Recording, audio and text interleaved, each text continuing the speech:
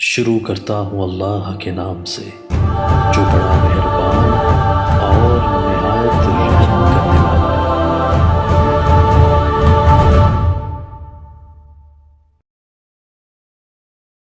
ہے۔ تصوف کتاب و سنت کے تابع ہے تو بالکل عقیدہ رکھنا درست ہے۔ بہرحال جاوید غامدی صاحب جو ہیں ان کے بارے میں علماء نے ان کے رد میں بڑی الحمدللہ کتابیں لکھ دی ہیں۔ وہ بیچارہ راستے سے بھٹکا ہوا آدمی ہے، لیکن ہم اللہ کے حرم میں بیٹھے ہم دعا کرتے ہیں کہ اللہ اس کو ہدایت دے، ورنہ اس نے تو نعوذ باللہ ایسے ایسے کفر کے کلمات اختیار کیے ہیں، جیسے قرات سبع کا وہ منکر ہے کہ قرات 7 نہیں ہے، حالانکہ وہ حدیث سے ثابت ہے اور تمام تواتر سے صحابہ تابعین آج تک پڑھی جاتی ہیں۔ اسی طرح اس نے رجم کا انکار کیا کہ زانی مرد یا عورت کو پتھر مار مار کے مار دیا ہے، وہ کہہ رہے یہ رجم جو ہے یہ بھی نہیں ہے، حالانکہ حضور پاک صلی اللہ علیہ وسلم کی احادیث متواترہ سے ثابت ہے۔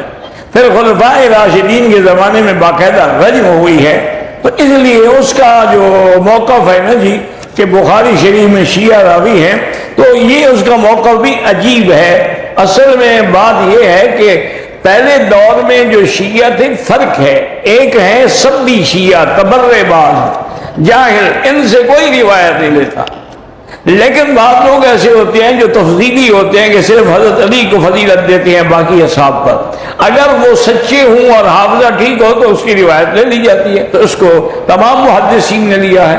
لیکن اگر کوئی یعنی بالکل بدبودار شیعہ ہو تو وہ لکھ دیتے ہیں غالی، واقعی کسی جگہ لکھ دیتے ہیں کہ شیعی محترق، یہ جلا سارا شیعہ ہے، اس کی روایت نہیں لیتے۔ بس غامدی صاحب کو پتہ نہیں کیا تکلیف ہو گئی ہے۔ اگر آیات میں نسخ آیا ہے تو حضور پاک نے صحابہ کو سمجھا دیا ہے، اور قرآن میں خود ہے کہ ما ننسخ من آیت او مثلھا نؤتی بہا خیرا منھا، تو نسخ کا انکار کرنا جو ہے یہ بھی جہالت ہے۔ ٹھیک ہے، تو حدیث ہے صحیح، حضور نے ایک آیا صحابی کو قرآن پڑھ رہے ہیں، اچھا کافی عرصے سے مجھے یہ آیت بھول گئی تھی، تو انبیاء بھول تو سکتے ہیں، جیسے قرآن نے فرمایا لقد عہدنا الی آدم فنسی، آدم بھول گیا، تو اگر حضور بھی بھول گیا تو اس میں اعتراض کی کیا بات ہے؟ بہرحال اس وقت جو عالم دنیا میں ہر جگہ مسلمانوں کے احوال یا حالات خراب ہیں، اس کی وجہ یہ ہے کہ مسلمان نام کے مسلمان رہ گئے۔ لم یبق من الاسلام الا اسمہ ولا من القرآن الا رسمہ، کہ اسلام کا نام ہے، قرآن پڑھتے ہیں لیکن عمل نہیں کرتے۔ تو جب ہم نے اسلام چھوڑ دیا، قرآن چھوڑ دیا، نتیجہ یہ ہے کہ اللہ کی رحمت نے بھی ہمیں چھوڑ دیا۔ جیسے کہ کسی نے کہا تھا کہ وہ معزز سے زمانے میں مسلمان ہو کر، اور ہم خوار ہیں آج تارک قرآن ہو کر۔ آج بھی اگر ہم قرآن و سنت کی رسی کو مضبوطی سے پکڑ لیں تو اللہ ہماری ضرور مدد فرمائیں گے، کیونکہ اللہ کا وعدہ ہے حقاً علینا نصر المؤمنین، کہ ہم ایمان والوں کی مدد، لیکن ایمان نہ ہو تو کیوں مدد کریں؟ کس چیز پر طواف کرانے سے، کس چیز پر، کیا پیدل کرو کسی چیز پہ، جو معذور ہو وہ کسی ویل چیئر پہ کرے گا۔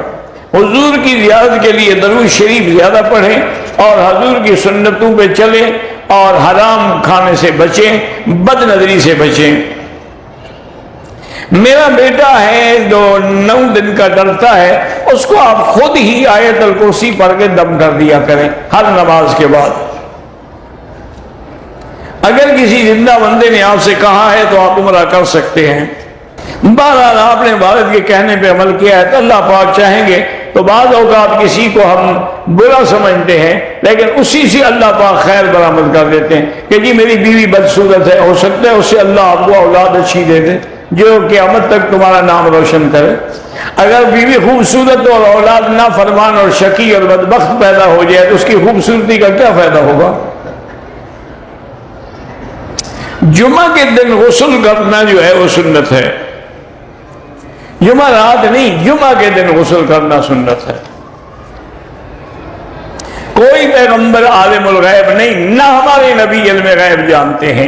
اللہ نے اعلان فرما دیا ہے قل لا يعلم من في السماوات والارض الغیب الا اللہ، اللہ کے سوا کوئی غیر نہیں جانتا۔ اللہ اطلاع کر دیتے ہیں، خبر دے دیتے ہیں، اظہار فرما دیتے ہیں، لیکن علم غیب نہیں، علم غیب خاص ہے خدا ہے۔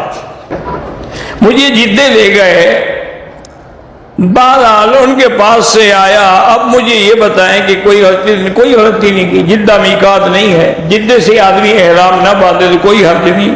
میں تہجد گزار بننا چاہتا ہوں لیکن نیند غالب آ جاتی، عشاء کے بعد ہی تہجد پڑھ لیا کرو۔ اللہ کے یہاں قبولیت ہے تو آپ طالب علم ہیں، دین پڑھ رہے ہیں۔ میں نے عمرہ کر لیا ہے، اب دوسرا عمرہ کرنا چاہتا ہوں، کر سکتے ہیں، مسجد عائشہ سے کریں یا جیرانہ سے کریں۔ اللہ ہر مسلمان کو بار بار حرمین شریفین کی حاضری نصیب کرے۔ کسی انسان نے خواب دیکھا ہے، اگر اچھا خواب ہے اللہ مبارک کرے۔ ایک سفر کے دوران کئی عمرے بھی آپ کر سکتے ہیں۔ نماز کے دوران سورتوں کو ترتیب سے پڑھیں، افضل یہی ہے۔ مردہ شخص کو بھی اگر قرآن پڑھ کے بخش سکتے ہیں۔ ہمارے یہاں بہنوئی سے پردے کرنے کا رواج نہیں، لیکن شریعت میں پردہ ہے۔ میری عمر 22 سال ہے، مجھے غلط خیالات بھی آتے ہیں۔ والدین کو شادی کے لیے کہتا ہوں، وہ نہیں مانتے، 2 رکعت نماز پڑھ کے دعا کریں۔ بال چھڑ کی بیماری ہے، اللہ شفا عطا فرمائے۔ میاں بیوی کی چھوٹی سی تکرار سے لڑکی کو گھر بٹھا لیا، اللہ ان کو ہدایت دے۔ تکرار ہوتی ہے گھر میں۔ امام نے اگر ظہر کی نماز سے پہلے 4 رکعت سنت نہیں پڑھی، نماز ہو جاتی ہے، بہرحال وہ سنت موقع پڑھنی چاہیے۔ اگر عدالت نے طلاق دی اور شوہر کو نہیں بلایا، پھر تو نہیں ہوگا وہ طلاق۔ انشورنس کرانا بغیر عذر کے جائز نہیں ہے۔ یہاں پر اسلامی تعلیم حاصل کرنے کے لیے اپنے ملک میں سعودی سفارت خانے سے رجوع کریں۔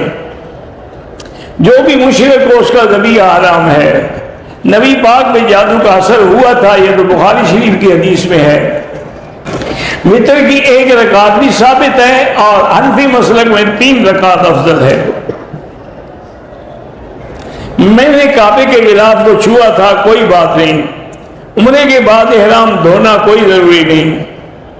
فرض نماز کی 3ری رکعت میں سورۃ فاتحہ کے بعد اگر سورت پڑھے تو حنفی مسلک میں سجدہ سہو ہے۔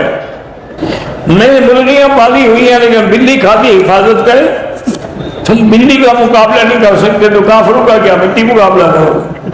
امام صاحب جب اچھی طرح سلام پھیر لیں، بہتر یہی ہے کہ دونوں طرف سلام پھیر لیں تو آپ پھر سلام پھیر لیں، کیونکہ بعض ہمارے بھائی جو ہیں وہ جلدی سے امام سے بھی پہلے سلام پھیر لیتے ہیں۔